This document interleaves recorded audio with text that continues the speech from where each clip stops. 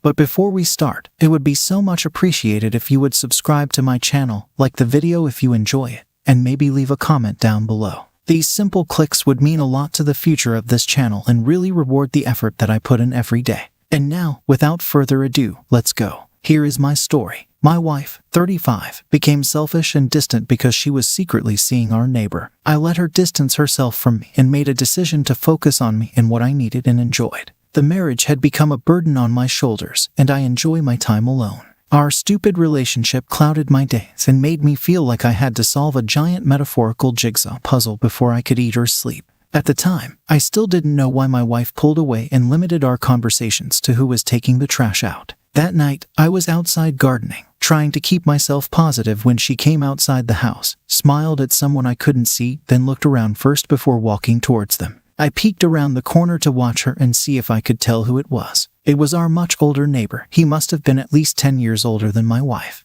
My stomach completely flopped when he planted a huge kiss on her and tapped her bulb when she walked away. The fact that she was cheating on me with someone so close explained why she wasn't on her phone all the time. She would just go outside all the time for walks. A while ago, she stopped cooking for me. It was really annoying because I was a terrible chef, and I tried asking her to make me stuff, but she always had an excuse and said it would be better if we ate separately due to work schedule conflicts. It wasn't that much of a difference, she just wanted me to starve. So, I took the time to cook lasagna in the kitchen, leaving no space for her to make dinner for a 3-hour window. She was growing impatient, so I took this time to tell her it wasn't even for me to eat, it was for someone else. Of course, this made her wonder if I was making it for her, so she asked who it was from, and I said the older neighbor next door who was moving away. She looked confused and immediately asked if I met Tim. AP, I said, yeah, and I thought he already told her when she was outside with him. She turned red and looked at me but then walked away. I don't think she cared very much if I saw, so it was good. I've been distancing myself too and chose not to worry about her or our relationship. I finally had enough happen to motivate me to move out. I was being disrespected, and she did not care. There's no repairing a relationship when one person's unwilling and sleeping with the neighbor. I know she was sleeping with him because I hid in her house one day when she had him come over to bang. I recorded the audio pretty clearly and used it to file for divorce. She told me she never thought I'd actually move out or file for divorce, and she felt bad we ended how we did. That interaction with her was mild compared to 3 weeks later, when AP unexpectedly passed away. Then she was hysterical, asking me to take her back because he was gone. I told her I'd have to be one gullible son of a gun if I took her up on that offer. She was no longer the woman or wife I desired, and I was going to find one. She tried to spread rumors about me in her anger, but few of her friends knew the truth and argued with her. It started this string of comments and insults against my wife's character. After she made a few enemies, she deleted the post that was intended to garner sympathy for her. Sadly, 3 weeks after AP passed away, my wife found out she was pregnant. I knew it was now my child, so she was pregnant with a deceased man. She and her mom moved in with her to help afford the house and raise the baby. It was not an arrangement she was happy with. She had no privacy, and certainly a rough dating life ahead of her. She felt like it was partially my fault she was in this situation, and I thought she was crazy. I wasn't the one that cheated, and it certainly wasn't up to me to reconnect and communicate with her. I haven't felt the need to start dating again. I've just been settling into my new place and making it my next home. Now let's get into today's second story. My wife, 47, and I'm 43, had a wonderful relationship.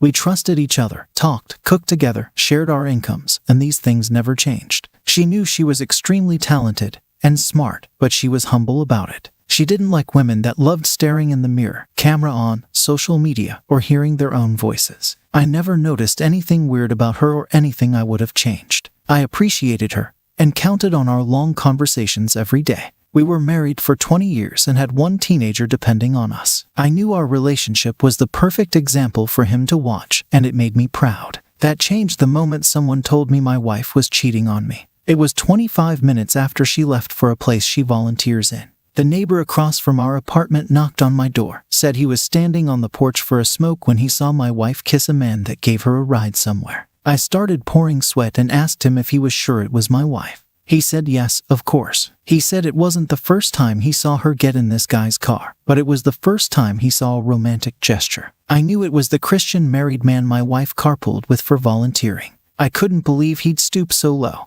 and go behind his wife's back knowing the woman he was wooing was married as well. This guy needed to face the consequences. I set up a small security camera so the next time she went with him in his car, I'd see what they did. It worked like a charm. I caught another bold kiss right in front of our apartment complex. What was my wife thinking? You don't just start kissing other people when you've been married for 20 years and have a teenage son to be an example for. When my wife got home, I showed her the video. I'm pretty sure she had to change her pants. She was mortified. She tried to say it didn't mean anything. It was just supposed to be like a friendly greeting kiss, but I wasn't buying that. I told her she had to stop volunteering so I could keep an eye on her. She agreed wholeheartedly, and I agreed not to tell her son anything yet. I certainly dreaded the thought of having to tell him his mom and I were getting a divorce. So we went everywhere together for 3 months. Then she started asking me if she could go to various places real quick, like the library, food store, gas station, a lunch run, or whatever else she thought was an innocent sounding but disinteresting enough for me not to go. I knew she was trying to get me used to her going places without me again.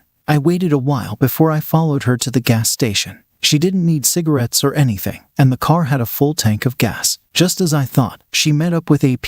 She got in his car, and they sped off. I was barely able to keep up. I thought for sure they'd notice my car, but neither of them did. I took pictures of her going inside his house and drove home. I walked around outside while I called the church and asked the receptionist for a PS landline number. When I called at first, no one answered. I waited 1 hour before calling again. By now, my son asked where his mom was. I told him I wasn't sure, but probably volunteering again. So now I was lying to our son, and she was going to cause us to divorce. So much for being our son's wonderful example of a married couple. I knew he could still learn something from all this when he was older, but I was bitter at the time. He went up to his room, and AP's wife answered when I called the second time. I told her she wasn't going to want to hear what I had to tell her, and it would probably be better if her husband wasn't around. She said he wasn't and pressed me to go on. I told her the truth and mentioned the proof I had. She was completely blown away, just like me. Her husband's behavior never changed, and they had a good marriage. I apologized and sent her the proof. AP's wife agreed to help me by playing a role in a plan to really get back at them. She showed her cheating husband the evidence, but told him he could keep the house if he signed divorce papers immediately. He agreed. But the divorce papers she put together said she could keep the house. He wasn't very observant, so she pretended to move out, staying in my apartment while her divorce papers were finalized, and AP moved my ex into his house. My son was very understanding when I explained that she really needed a place to stay. My divorce was also finalized, and the landlord took my wife's name off the apartment since she thought she was moving in with AP. Happily ever after. I could not believe my wife didn't care more about leaving her teenage son to live with just his father. She didn't take the time to talk with him or anything. She heard him. I know he told her she did, and when she finally called him, full of shame, that was after AP's wife returned with papers ordering them to vacate the premises. My wife begged me to let her come back, but I overheard my son on the phone with her, telling her he didn't want her to come back just to leave again. And he knew I wouldn't and shouldn't take her back. He was very mature, but I hated that he was so involved in this just because my wife needed a place to stay. Now, since they had nowhere to go for a while, they stayed in a hotel, and then AP got an opportunity to stay with someone, but he couldn't take my ex with him. He left without hesitation, giving her $50 as a parting gift. What a loser. She was left in a bad place. I think she started sleeping in the church, but no one told me anything about her, and she wouldn't talk to me or our son about her situation. I know she was feeling the consequences of losing the long-term family she helped create. I hope hearing this stops people from cheating. If you liked it, please support us with a like as well as subscribe to our channel. Write in the comments what you think about the story.